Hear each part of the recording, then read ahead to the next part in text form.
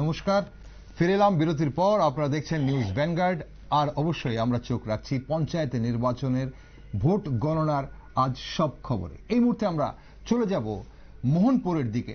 মোহনপুরে অবশ্যই গণনা শুরু হয়েছে সকাল 8টা থেকে। মোহনপুর এবং তার পার্শ্ববর্তী বিভিন্ন পঞ্চায়েত নির্বাচনের যেসব জায়গায় গণনা হচ্ছে, মোহনপুর, বামুটিয়া, সিমনা এবং সব জায়গায় কিন্তু গণনা চলছে। বামুটিয়া আরডি ব্লকের দোতলায় পঞ্চায়েত নির্বাচনের কাউন্টিং হলে সকাল 8টা থেকে ভোট গণনা শুরু হয়েছে।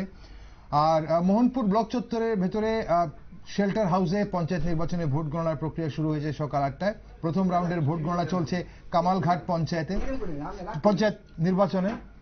আপনাদের জানিয়ে রাখি, এই মুহূর্তে মোহনপুরের অবশ্যই ভোট গণনা চলছে এবং মোহনপুরের আমরা কি বলছে মোহনপুরের পশ্চিম জেলা পরিষদের বিজেপি প্রার্থী বলাই গোস্বামী, অবশ্যই তা আপনাদের সামনে তুলে ধরবো। শুনুন প্রতিক্রিয়া আপনাদের। ভোট গণনা ভালোই চলছে, ভোট গণনা চলছে, কমিশনের নিয়ম অনুযায়ী ভোট গণনা চলছে। আমরা সবাই আছি, ভোট গণনা চলছে। বিরোধী কেউ কোনো ক্যান্ডিডেট? হ্যাঁ, বিরোধী তো আছেই, আছে আইনসির ক্যান্ডিডেট আসছে, আইনসির এজেন্ট দিয়েছে। আমরা দুঃখিত, যদি সিপিএমের ভাইদের পেতাম আমরা সুযোগ হতাম, তাদেরকে বাড়ি থেকে আনতে পারবো না। আপনারা জিজ্ঞেস করে দেখতে পারেন বিরোধী ক্যান্ডিডেটদের, যে কোনো তারা রাস্তায় কোনো বাধা পায়নি, তারা খুব সুন্দর মতো এখানে এসছে এবং সুন্দরভাবে আমাদের সঙ্গে আছে। আমরা মিলেমিশেই আমরা নিরপেক্ষভাবে কমিশনের এবং রিটার্নিং অফিসারের সহযোগিতায় নিরপেক্ষভাবে ভোট গণনার কাজ এখানে চলছে। কি মনে হয় বিরোধী সিপিআইএম কি কারণে গণনাতেও অংশগ্রহণ করেনি? পায়ের তলার মাটি নেই, তাদের লোকজন নেই, লজ্জায় মাথা কোথায় ঢোকাবে, মুখ লাগানোর জায়গা নেই, তাই তারা নাটক করে বয়কট আবার বলেনি, প্রকারান্তরে একটা ভাব দেখাচ্ছে বয়কট করছে, আবার ভোট দিচ্ছে। ক্যান্ডিডেট কোথাও কোথাও সিপিআইএম ক্যান্ডিডেট ভোট কেন্দ্রে গিয়ে ভোট দিয়েছে, কিন্তু প্রচারে নেই। আসলে কথা হচ্ছে এদের সমর্থক নেই, কংগ্রেসেরও সমর্থক নেই। কারণ এখন সিপিএম এবং কংগ্রেস এক জায়গায় আসতে পারে, এটা কেউ মেনে নেবে না। বিগত লোকসভা নির্বাচন থেকে আমরা লক্ষ্য করেছি, লোকসভা নির্বাচনে পশ্চিম আসনে সিপিএম কংগ্রেসকে ভোট দেয়নি, বিজেপিকে দিয়ে দিয়েছে। আবার দেখুন পূর্ব ত্রিপুরা আসনে সিপিএমরা কংগ্রেসরা সিপিএমকে ভোট দেয়নি, ওরা বিজেপিকে দিয়ে দিয়েছে। যার ফলে আমাদের যে ভোটের রেজাল্ট, যে ব্যবধান, এটা ভারতবর্ষের মধ্যে রেকর্ড হয়েছে। কাজেই এই সিপিএম এবং কংগ্রেসের বন্ধুত্ব মিলিজুলি এটাকে পাবলিক মেনে নেয় না, মেনে নেবে না, এবং দুইটা পার্টিরই পায়ের তলার মাটি শেষ হয়ে গেছে। একেবারে নমিনেশন থেকে ভোটের আগের দিন পর্যন্ত বিভিন্ন ধরনের অভিযোগ করছে সিপিএমরা, বলছেন যে ভোটের আগের দিন বোমাবাজি পর্যন্ত হয়েছে। কি বলবেন এই বিষয়টা? কোথায় হয়েছে আপনারা বলুন, আপনাদের সংবাদ মাধ্যম যদি কোথাও হয়ে থাকে আপনারা তো জানবেন। এই ধরনের কোনো ঘটনা ঘটেছে? এটা একটা তারা ক্যান্ডিডেট পায় না, আমরা কি করবো? কমিশনকে বলেছে, অল পার্টি মিটিংয়ে বসে কমিশনকে বসেছে আমাদের নিরাপত্তা দেবে, আমাদেরকে নিরপেক্ষভাবে ভোট করার জন্য সুযোগ করে দেবেন। আমি ছিলাম কমিশন, আমরা দেখেছি কমিশন সেই ব্যবস্থা করেছে। এই বামুটিয়া অঞ্চলে যদি বলি, বামুটিয়া অঞ্চলের বিশেষ বিভিন্ন জায়গায়। আপনারা শুনছিলেন পশ্চিম জেলা পরিষদের বিজয়ী প্রার্থী, বিজেপি প্রার্থী বলাই গোস্বামী কি বলছিলেন সাংবাদিকদের মুখোমুখি হয়ে। বন্ধুত্বপূর্ণ লড়াইয়ে তিপ্রামথা প্রার্থী পরাজিত হয়েছে এবং সেখানে বিজেপি প্রার্থী বলাই গোস্বামী জয়ী হয়েছে। আমাদের প্রতিনিধি ধীমান ভৌমিক জুড়ে গেছে মোহনপুর থেকে। আরো আপডেট আমরা অবশ্যই ধীমানের থেকে নেব। ধীমান, শুনতে পাচ্ছ তুমি আমাকে? হ্যাঁ দাদা, শুনতে পাচ্ছি। ধীমান, কি আপডেট রয়েছে? মোহনপুরে গণনা কখন শুরু হয়েছে এবং কেমন চলছে গণনা প্রক্রিয়া? হ্যাঁ দেখো দাদা, আমাদের মোহনপুর মহকুমায় 3টা বিধানসভার মধ্যে নির্বাচন হচ্ছে, পঞ্চায়েত নির্বাচন, এবং দুটো ভোট গণনা কেন্দ্র রয়েছে। একটা রয়েছে বামুটিয়া ব্লকের দোতলার উপরে, আর একটা রয়েছে মোহনপুর ব্লক চত্বরের ভিতরে শেল্টার হাউসে। মোহনপুর ব্লক চত্বরের ভিতরে শেল্টার হাউসে মোহনপুর ব্লকের অধীন 20টা পঞ্চায়েতের গণনা চলছে এবং সেখানে 13টা আসনে সিমনা বিধানসভার বন্ধুত্বপূর্ণ লড়াই চলছে তিপ্রামথার সঙ্গে। মূলত সেই গণনাগুলি এখানে গুরুত্ব পাচ্ছে। বাকি মোহনপুর বিধানসভার কোনো কেন্দ্রে তিপ্রামথার সঙ্গে বন্ধুত্বপূর্ণ লড়াই নেই। বামুটিয়া বামুটিয়াতে কয়েকটা কেন্দ্রে বন্ধুত্বপূর্ণ লড়াই আছে। সেখানে তালতলা পঞ্চায়েতের 11 নং আসনে 131 ভোটে রঞ্জন সিনহা বিজেপি দলের প্রার্থী তিপ্রামতাকে হারিয়ে জয়ী হয়েছে, আমাদের কাছে খবর এসে পৌঁছেছে। এবং মোহনপুর ব্লকের যে গণনা হচ্ছে সেখানে জেলা পরিষদের 3টি আসন 5, 6, 7 নিয়তি ভৌমিক, মিষ্টি সরকার এবং জয়লাল দাস, সেই গণনাগুলি জেলা পরিষদের গণনাগুলি চলছে। কামালঘাট পঞ্চায়েত থেকে শুরু হয়েছে।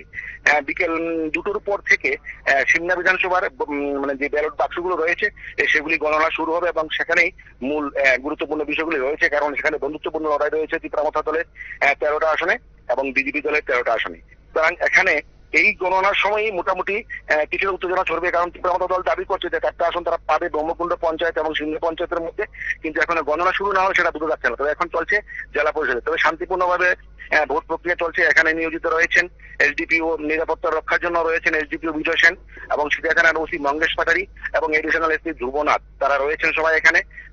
জোরদার নিরাপত্তা রয়েছে এবং ভোট গণনা চলছে নির্বিঘ্নে শান্তিপূর্ণ উপায়ে। দাদা, তাহলে মোট এই মুহূর্তে আমরা যতটুকু জানতে পারছি, তাহলে একটি আসনে শুধুমাত্র ফলাফল ঘোষণা হয়েছে এবং অফিসিয়ালি কি সেই ফলাফল ঘোষণা করা হয়েছে? এবং পশ্চিম জেলা পরিষদের যে বিজেপি প্রার্থী বলাই গোস্বামী, ওনার কি ফলাফল ঘোষণা করা হয়েছে? না দাদা, ওখানে বিজেপির যে প্রার্থী রয়েছে পশ্চিম জেলা আসনে বামুটিয়াতে জেলা পরিষদের বলাই গোস্বামী, ওনার এখনো ঘোষণা হয়নি সরকারিভাবে। তবে তালতলা পঞ্চায়েতের যে 11 নং আসনে জয়ী হয়েছে রঞ্জন সিনহা, উনি 131 ভোটে জয়ী হয়েছেন, সেটা ঘোষণা হয়ে গেছে বামুটিয়া ব্লক থেকে, বামুটিয়া আরোর মাধ্যমে। কিন্তু মোহনপুর ব্লকের এখনো গণনা চলছে এবং সেটা 3টার পরে জানানো হবে একসাথে, বলেছেন আরো মোহনপুরের বিডিও। অসংখ্য ধন্যবাদ ধীমান আমাদের সঙ্গে থাকার জন্য। আপডেট আমরা অবশ্যই আবারও ফিরে আসবো তোমার কাছে আপডেটের জন্য। এই মুহূর্তের জন্য ধন্যবাদ। দর্শক বন্ধুরা, ধীমান ভৌমিক আমাদের প্রতিনিধি মোহনপুর থেকে আপডেট দিচ্ছিলেন গণনার। আর আপনাদের জানিয়ে রাখি, এই মুহূর্তে আমাদের স্টুডিওতে রয়েছেন আজকের অতিথি মৃন্ময় চক্রবর্তী, আমাদের সঙ্গে বিশিষ্ট রাজনৈতিক বিশ্লেষক।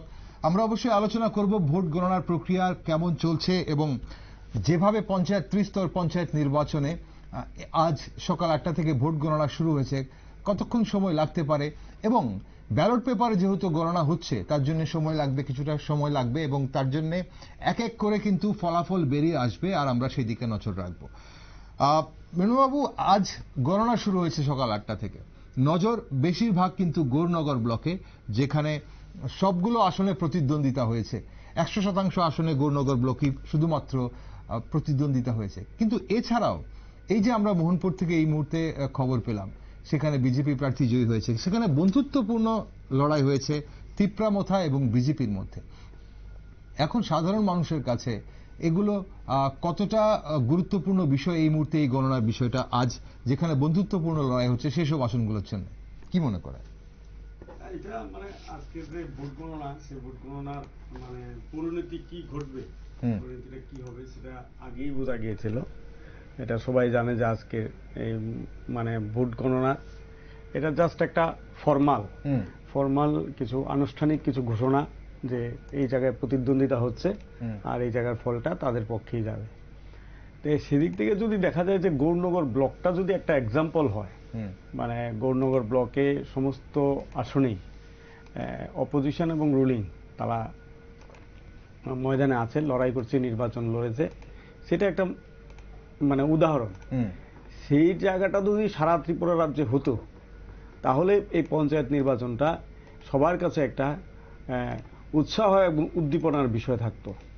কিন্তু এখন সেটা হয়ে গেছে পুরোপুরিভাবে এক পেশে রুলিং পার্টির পক্ষে। অলরেডি তারা আপনার দেখুন পঞ্চায়েত সমিতির মধ্যে তারা 2/3 তারা দখল করে নিয়েছে। পঞ্চায়েত সমিতি যেটা গ্রামীণ পঞ্চায়েতে 2/3, পঞ্চায়েত সমিতির মধ্যে তারা মেজরিটি হয়ে গেছে। আর জেলা পরিষদে 18% তারা দখল করে নিয়েছে। তো সেদিক থেকে এটা তো মানে বলার অপেক্ষা রাখে না যে ত্রিপুরা রাজ্যের 2024-এর যে পঞ্চায়েত নির্বাচন, হ্যাঁ, ল্যান্ডস্লাইড ভিক্টরি, মানে রুলিং পার্টির ভাষায় বিশাল আকারের জয় আমাদের পক্ষে আছে। তো সেদিক থেকে বলছি যে মানুষের সক্রিয় অংশগ্রহণ ছাড়া যদি নির্বাচনী ফল ঘোষণা করা হয়, মানুষের সক্রিয় অংশগ্রহণ, মানুষ ভোট দিতে পারেনি, এটা হচ্ছে বাস্তব সত্য। এই সত্যকে অস্বীকার করে তো অন্য কিছুকে এখানে চাপিয়ে দেওয়াটা ঠিক না, বলা ওটাও ঠিক না। মানুষ এখানে ভোট দিতে পারেনি, 2/3 পঞ্চায়েত মেম্বার মানুষ ভোট দিতে পারেনি। 55% পঞ্চায়েত সমিতিতে মানুষ ভোট দিতে পারেনি, 17 to 18% জেলা পরিষদে মানুষ ভোট দিতে পারেনি। এটা হচ্ছে বাস্তব সত্য। তো ভোটাধিকার প্রয়োগ না করেই যদি আপনি নির্বাচনে চলে যান, হ্যাঁ, অপোজিশনকে যদি জায়গায় না দেওয়া হয় ইলেকশনে নির্বাচনে প্রতিদ্বন্দ্বিতা করার জন্য, তাহলে সেটা আর যাই হোক গণতন্ত্রের জন্য আপনার সুষ্ঠু বার্তা মানে পিসফুল বার্তা বহন করে না। তার জন্যই আজকে যে গণনা আছে বা আমরা যে ইলেকশনের দিনও যেটা দেখলাম 8 তারিখে, মানুষ কিন্তু দেখবেন ভোট দেওয়ার ক্ষেত্রে তাদের যে একটা স্বতঃস্ফূর্ত অংশগ্রহণ সেটা কিন্তু অনুপস্থিত ছিল। আজকেও আপনি দেখুন কাউন্টিং এর ক্ষেত্রে অপোজিশনের একটা অনুপস্থিতি কাউন্টিং এজেন্ট দেওয়ার ক্ষেত্রেও তাদের একটা অনীহা আছে। কারণ কারা যাবে এই ধরনের একটা হসপস যে ইলেকশন, সেই ইলেকশনে কে গিয়ে আপনার রিস্ক নিতে যাবে? কারণ পরবর্তীতে হয়তো তাদের উপরে বিভিন্ন ধরনের চাপ, অত্যাচার, আক্রমণ সবকিছুই হতে পারে। সেদিক থেকে মানুষের নিরুৎসাহের ব্যাপারটা ইলেকশনের দিন এবং আজকে সেটা কিন্তু একটা ভাবার ব্যাপার। কারণ মানুষ, আমি তো মানে এটা আমার কাছে একটা অবাকই লাগলো, মানে এত বিশাল পরিমাণ আসন মানুষের ভোটদান ছাড়াই কি করে জয় লাভ করা যায়। 71% গ্রাম পঞ্চায়েতের আসনে বিনা প্রতিদ্বন্দ্বিতায় শাসক দলের প্রার্থীরা জয়ী হয়েছে, বিজেপি এবং তীব্রামথায়। এখন এই মুহূর্তে একটি আসনের কিন্তু রেজাল্ট ঘোষণা হয়েছে, পঞ্চায়েত সমিতির একটি আসনে। পঞ্চায়েত সমিতি 235টি আসনে বিজেপি প্রার্থীরা বিনা প্রতিদ্বন্দ্বিতায় জয়ী হয়েছিল। এই মুহূর্তে আরো একটি আসনে কিন্তু আজ প্রথম ফলাফল যা ঘোষণা হয়েছে পঞ্চায়েত সমিতির, তার মধ্যে বিজেপি প্রার্থীরা জয়ী হয়েছে। কোথা থেকে জয়ী হয়েছে তা অবশ্যই আমরা আপনাদের কিছুক্ষণের মধ্যেই আপডেট জানিয়ে দেব। আর আজকের যে আসনগুলোতে ভোট হয়েছে মিনুবাবু, বিশেষ করে আমরা দেখেছি উত্তর ত্রিপুরা জেলায় এবং 59 জেলায়, সেখানকার কিন্তু এমনকি বিরোধী বিধায়করাও কিন্তু সন্তুষ্টি প্রকাশ করেছেন যে যেভাবে ভোট গ্রহণ প্রক্রিয়া হয়েছে তাতে ওনারা সন্তুষ্ট। মানুষ স্বতঃস্ফূর্তভাবে বেরিয়ে এসেছেন, ভোট দিয়েছেন। তাহলে আমাদের গোটা রাজ্যের চিত্রটা যদি দেখি আমরা, উত্তর ত্রিপুরা এবং 59তে বিধায়করা নিজেরাই যখন, মানে বিরোধী বিধায়করা নিজেরা যখন স্বীকার করছেন যে ভোট হয়েছে এবং সুন্দরভাবে মানুষ সুষ্ঠুভাবে ভোট দিয়েছে, তাহলে কি বলা চলে যে রাজ্যের চিত্রটা এক এক জায়গায় এক এক রকম? হ্যাঁ, রাজ্যের চিত্রটা মানে আমি তার জন্য প্রথমে বলেছি যে গৌরনগর ব্লকে যে মানে উদাহরণটা আমরা দেখলাম যে সমস্ত আসনেই শাসক পার্টিও আছে, অপোজিশনও আছে। তা এই যে আপনার একটা স্পেস দেওয়া, অপোজিশনকে যে স্পেস দেওয়া, ইচ্ছে করলে রুলিং পার্টি যদি মনে করতো অন্যান্য মানে বিভাগে বা ব্লকে, জেলাতে যেরকম পজিশন নিয়েছিল, গৌরনগর ব্লকে বা অন্যান্য জায়গাতেও যদি তারা সেই পজিশনটাই নিয়ে নিত, তাহলে তো ধরুন এটা এই ধরনের ইনস্ট্যান্সটা দাঁড়াতো না। আমি সেটা বলছি যে এটা একটা উদাহরণ, রুলিং পার্টির কাছেও একটা উদাহরণ, পঞ্চায়েত নির্বাচনের যিনি আধিকারিক ওনার কাছেও একটা উদাহরণ, যে এই যে গৌরনগরের যে তারা যেটা অপোজিশনকে যে স্পেসটা দেওয়া, এই স্পেসটা অন্য জায়গায় কেন দেওয়া গেল না? না, এখানে প্রশ্ন তো আসছে, কারণ শাসক দল তো কিন্তু বরাবর বলছে যে যারা বিরোধীদের কর্মী সমর্থক নেই। এই মুহূর্তে আমরা দেখলাম পশ্চিম ত্রিপুরা জেলার যে জেলা পরিষদের যে প্রার্থী, উনিও বলছিলেন যে তাদের প্রার্থী নেই, তাদের কর্মী সমর্থক নেই। তাহলে এখন কথা হচ্ছে তাদের শাসক দলের দাবি যে বিরোধীদের কর্মী সমর্থক নেই, বিরোধীরা জনবিচ্ছিন্ন, তাদের মানুষের সমর্থন নেই। এটা একটা কথা, এটা একটা তাদের একটা দাবি। উল্টো দিকে শাসক দল বলছে সব জায়গায় সন্ত্রাস এবং সন্ত্রাসের জন্য তারা দিতে পারেনি। এখন সব জায়গায় কি একই রকম চলছে? বিরোধী শাসক দল বলছে তারা নাটক করছে। এটা আমি বলছি যে ধরুন রাজনৈতিক তরজা তো আপনি করতেই পারেন, একদম রাজনৈতিক তরজা তো, কিন্তু আসল ব্যাপারটা কোন জায়গাতে? প্রার্থী দেওয়া গেল না। না, আসল ব্যাপারটা হচ্ছে আমি তোমাকে প্রার্থী দিতে দেব না। কারণ হচ্ছে যে আমার যদি জনসমর্থন থাকে, একটি ঘটনা জিরো টলারেন্স কেন হবে না? প্রথম প্রশ্ন হচ্ছে যে এই পঞ্চায়েত ইলেকশনে জিরো টলারেন্স কেন হবে না? ভায়োলেন্স ফ্রি ইলেকশন কেন হবে না? সেই এসুরেন্সটা ইলেকশন কমিশন দেবে রুলিং পার্টির অবস্থানের উপর দাঁড়িয়ে। কারণ আমি এটা মনে করি যে ইলেকশন কমিশন যে কাজটা করতে চান পুলিশ প্রশাসনকে সামনে নিয়ে, কারণ তা ওনাদের যে পরিকাঠামো আছে সেই পরিকাঠামো দিয়ে তো সবকিছু হয় না, তার সাথে আপনার সিভিল সোসাইটি লাগে, পুলিশ প্রশাসন লাগে, সব লাগে। তো এখানে গুরুত্বপূর্ণ রুল হচ্ছে, ভূমিকা হচ্ছে রুলিং পার্টির উপর আঙ্গুল তোলাটা হচ্ছে আপনার, আপনি বলতে পারেন যে রুলিং পার্টির উপর আঙ্গুল তুললাম, আমি সেই আঙ্গুলটাকে ঘটনাগুলিকে আমি নস্যাৎ করলাম তাদের গণভিত্তি নেই বলে। এটা তো বাস্তব না। এটা তো কেউ স্বীকার করবে না যে যদি তাদের লোকজন না থাকে, হ্যাঁ, তারা তো তাহলে এটা বলতো যে আমাদের লোকজন নেই, তারা বলতো না, তো তাদের উপর তো আক্রমণ হতো না।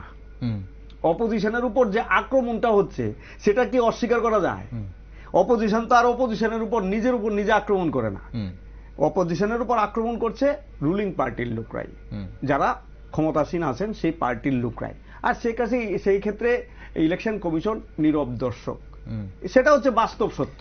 এটাকে আপনি অস্বীকার করে আপনি বলে দিলেন হচ্ছে মিনুবাবু, এই যে বাধাদান দেওয়া হচ্ছে, এখন কথা হচ্ছে যে এভাবে খোলা ময়দান রাজনৈতিক দল একে অপরকে কি ছেড়ে দেবে? এবং এভাবে যদি ছেড়ে না দিয়ে থাকে তাহলে বিরোধীরা কি এভাবে দিন দিন কিন্তু তাহলে বিলীন হয়ে যাবে? তাহলে বিরোধীদের কবে শাসক দল ছেড়ে দিয়ে বলবে যে হ্যাঁ আসুন আপনারা আমরা ময়দানে একসঙ্গে আছি? এটা কি বলবে কখনো? এটা কি স্বাভাবিক?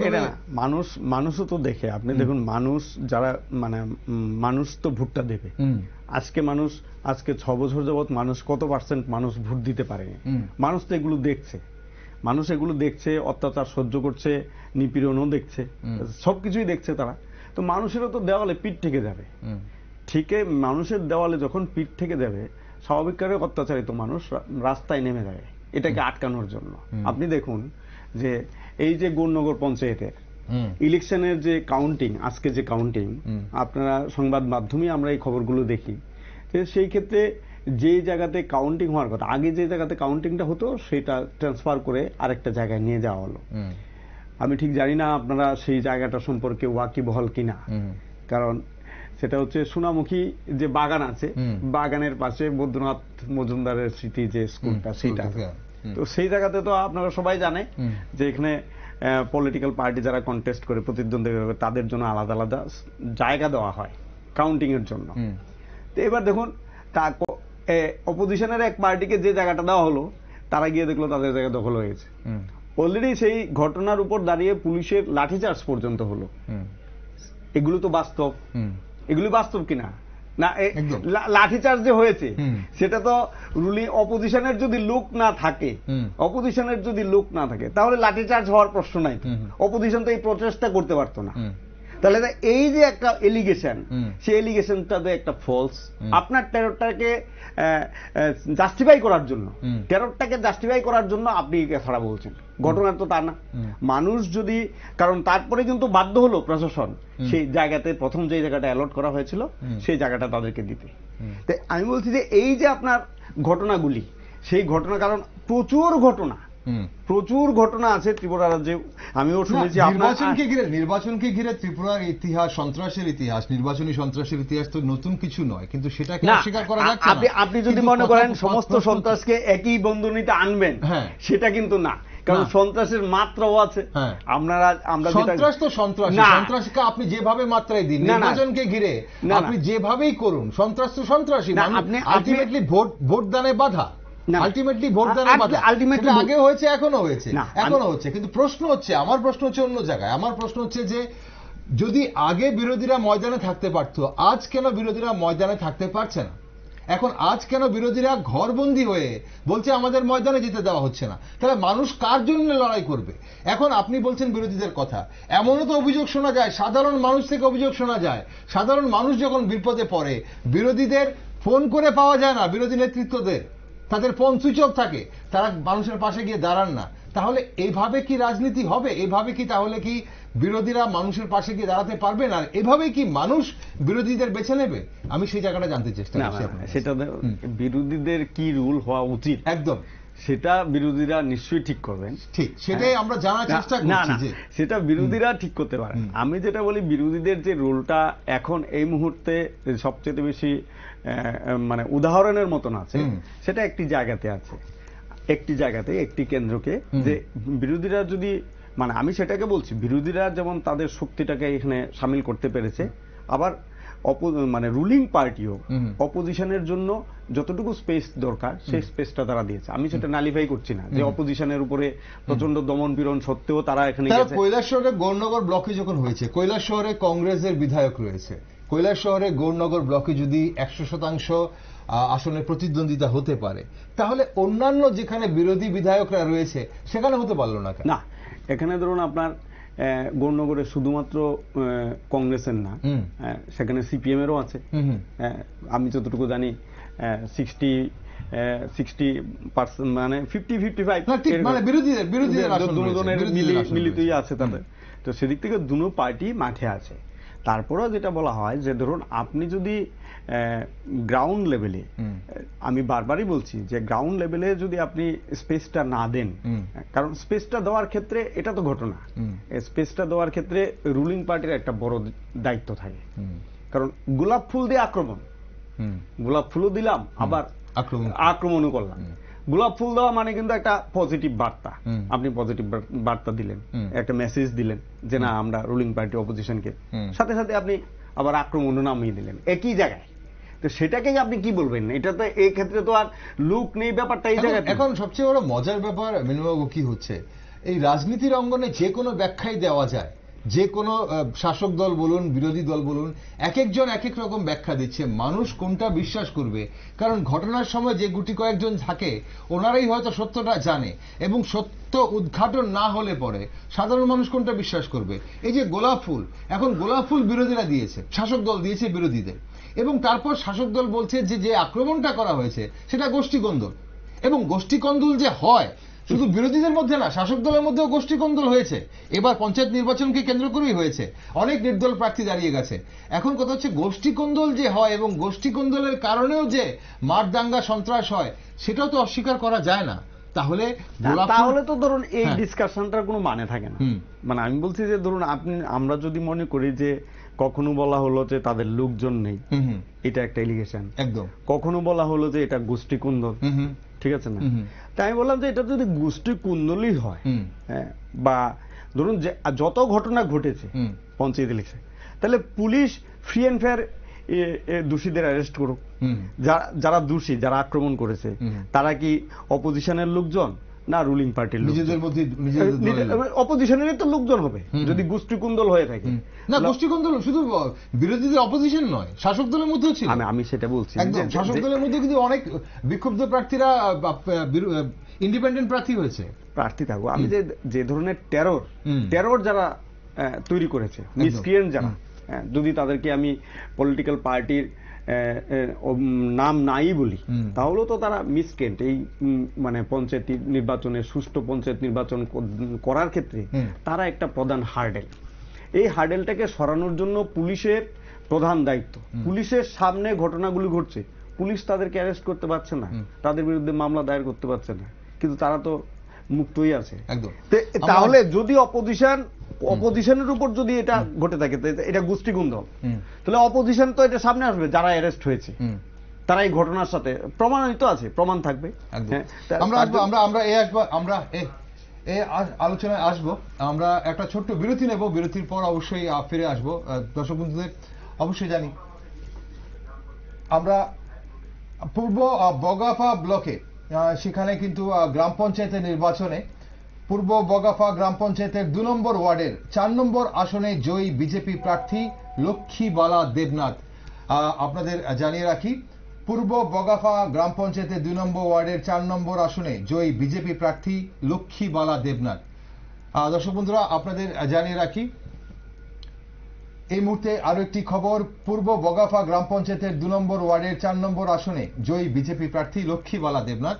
আমরা নেব ছোট্ট একটা বিরতি, বিরতির পর ফিরে আসছি। চোখ রাখছি আজ আমরা পঞ্চায়েতে নির্বাচনের গণনার সব খবরের দিকে, কোথায় কারা জয়ী হচ্ছে, যেসব আসনে প্রতিদ্বন্দ্বিতা হয়েছে, এবং পাশাপাশি পঞ্চায়েত নির্বাচনের বিভিন্ন পরিবেশ নিয়ে আমরা আলোচনা করছি। আমাদের স্টুডিওতে গেস্টরাও রয়েছেন, আপনার সঙ্গে থাকুন, দেখতে থাকুন নিউজ ভ্যানগার্ড।